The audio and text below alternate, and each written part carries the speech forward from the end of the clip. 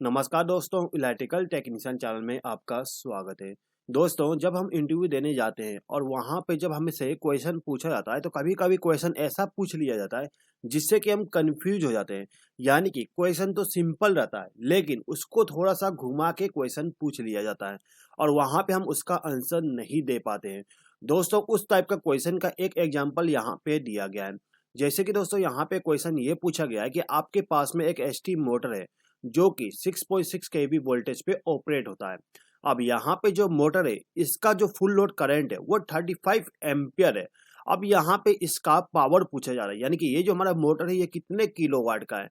दोस्तों, जैसे ही आपसे इस टाइप का क्वेश्चन पूछा जाता है तो आपके माइंड में बस एक चीज आ जाता है कि यहाँ पे एसटी मोटर है और एसटी मोटर के लिए हम कौन सा फॉर्मूला का इस्तेमाल करें। तो दोस्तों देखिएगा, यदि आपसे इस टाइप का क्वेश्चन पूछा जाता है तो आपको कंफ्यूज नहीं होना है। आपको सिंपली एलटी मोटर वाला जो फॉर्मूला है उसी का इस्तेमाल करना है, यानी कि P इक्वल टू यानी कि power equal to √3 voltage into current into cos phi यानी कि पावर फैक्टर। आपको यही फॉर्मूला का इस्तेमाल करके इसका पावर को कैलकुलेट करना है। ठीक है दोस्तों, चाहे वो एलटी मोटर हो या फिर एसटी मोटर हो, सभी जगह आपको यही फॉर्मूला इस्तेमाल करना है। लेकिन थोड़ा सा चेंजेस होगा, क्या चेंजेस होगा मैं आपको बताऊंगा। ठीक है दोस्तों, यहाँ पे यदि आपसे इंटरव्यू में किलोवाट के जगह पे एम्पियर पूछ लेता तो उस जगह पे आपको क्या करना है कि इसी फॉर्मूला का इस्तेमाल करके आपको दूसरा फॉर्मूला बना लेना है, यानी कि I equal to power divided by √3 voltage into cos phi. ठीक है दोस्तों, यहाँ पे यदि आपसे किलोवाट पूछता है तो आपको ये वाली फॉर्मूला इस्तेमाल करना है और यदि आपसे एम्पियर पूछ लेता है यानी कि करंट पूछ लेता है तो वहां पे आपको ये वाली फॉर्मूला का इस्तेमाल कर लेना होता है। ठीक है दोस्तों, तो चलिए दोस्तों यहाँ पे हम किलोवाट को फाइंड कर लेते हैं। तो दोस्तों देखिएगा, यहाँ पे हम इसी वाले फॉर्मूला का इस्तेमाल करेंगे। अब दोस्तों ये जो हमारा फॉर्मूला है इस फॉर्मूला पे हम वैल्यू को पुट कर देते हैं। तो दोस्तों यहाँ पे आप देख सकते हो, यहाँ पे जो √3 था इसके जगह पे हमने 1.732 लिख दिए हैं। अब यहाँ पे जो हमारा वोल्टेज है वो 6.6 केवी है। जब हम केवी को वोल्ट में कन्वर्ट करेंगे तो यहाँ पे 6600 वोल्ट हो जाएगा। ठीक है, अब यहाँ पे जो करंट है, करंट यहाँ पे मेंशन किया गया है 35 एम्पियर, तो यहाँ पे हमने 35 लिख दिए।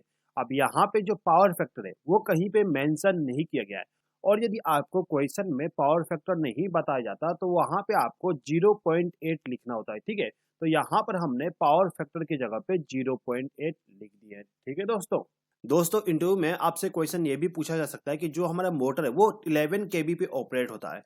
यदि यहाँ पे 11 केवी कहा जाता है तो आपको यहाँ पे 11,000 वोल्ट लिखना है। ठीक है, यहाँ पे जो हम कैलकुलेशन करेंगे इसके जगह पे हम 11,000 लिख देंगे।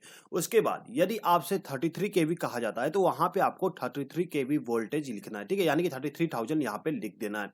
ठीक है दोस्तों, अब दोस्तों यहाँ पे जो हमारा वैल्यू है इस वैल्यू को हम मल्टीप्लाई कर देते हैं। तो जब हम इसको मल्टीप्लाई करेंगे तो यहाँ पे हमारे पास आंसर आ जाएगा 3,20,073.6 वाट। ठीक है दोस्तों, यहाँ पे हमारे पास इतना वाट आंसर आ गया है।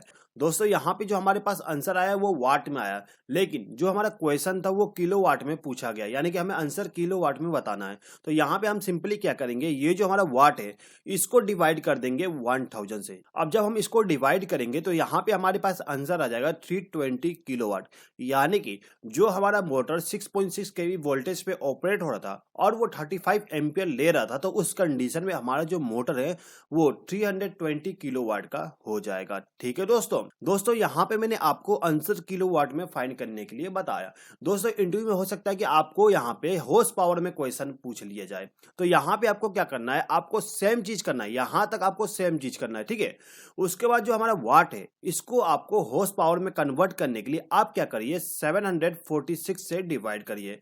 यहाँ पे हम किलोवाट में कन्वर्ट करने के लिए 1000 से डिवाइड कर रहे थे, लेकिन यदि आपको हॉर्स पावर में कन्वर्ट करना है तो आपको 746 से डिवाइड करना है। जैसे कि आपको दोस्तों मालूम है कि एक एचपी बराबर 746 वाट होता है, तो यहाँ पे आपको 746 से डिवाइड करना है। जब आप इसको डिवाइड करते हो तो यहाँ पे आपके पास आंसर आ जाएगा 429 एचपी, यानी कि दोस्तों जो हमारा मोटर 6.6 केवी वोल्ट पे ऑपरेट हो रहा है और 35 एम्पियर करंट ले रहा है, तो वो हमारा मोटर 429 हॉर्स पावर के हो जाते हैं। ठीक है दोस्तों, दोस्तों यहाँ पे आपके लिए एक छोटा सा क्वेश्चन है, इस क्वेश्चन का आंसर आप कमेंट बॉक्स में कमेंट करके बता दीजिएगा। दोस्तों यहाँ पे आपके लिए क्वेश्चन ये है कि आपके पास में एक मोटर है जो कि 11 केवी पे ऑपरेट होता है। अब ये जो हमारा मोटर है वो 35 एम्पियर करंट लेता है, तो यहाँ पे आपको आंसर ये बताना है कि हमारा जो मोटर है वो कितने किलोवाट का हो जाएगा। दोस्तों आपको यहाँ पे फॉर्मूला यही इस्तेमाल करना है, ठीक है। दोस्तों यहाँ पे मैं आपको ऑप्शन दे देता हूँ, इस ऑप्शन से आप सेलेक्ट करके आपका आंसर बता दीजिएगा, ठीक है दोस्तों। आई होप कि दोस्तों आपको ये वीडियो पसंद आया होगा। दोस्तों यदि आपको ये वीडियो पसंद आया हो तो प्लीज इस वीडियो पर लाइक शेयर और कमेंट कर दीजिएगा, और यदि आपने अभी तक हमारे चैनल को सब्सक्राइब नहीं किया तो सब्सक्राइब भी कर लीजिएगा। इस वीडियो को देखने के लिए धन्यवाद।